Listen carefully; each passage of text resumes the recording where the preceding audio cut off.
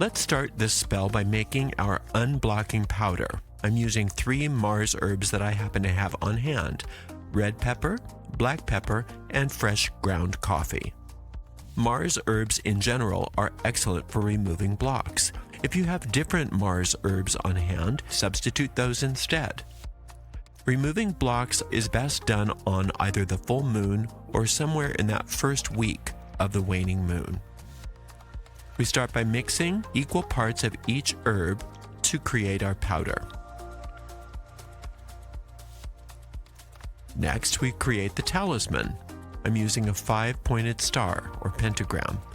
I'm using a protractor for precision, but you don't have to do that.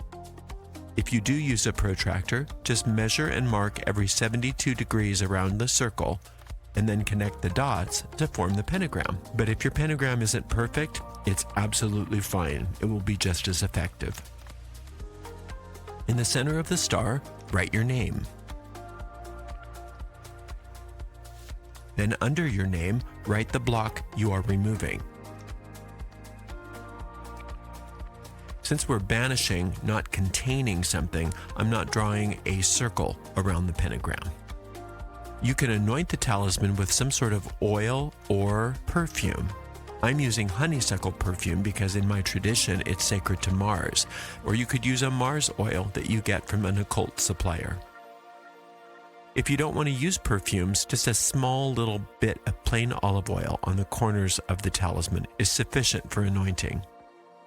Next, sprinkle the unblocking powder along each line of the pentagram.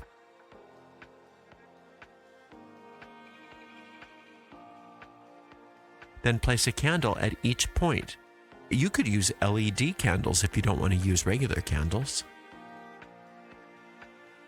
Light the candles counterclockwise around the star.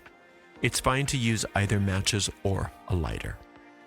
Once you've lit all the candles, sit for a moment and relax. Focus on the block that you feel. Visualize it being removed.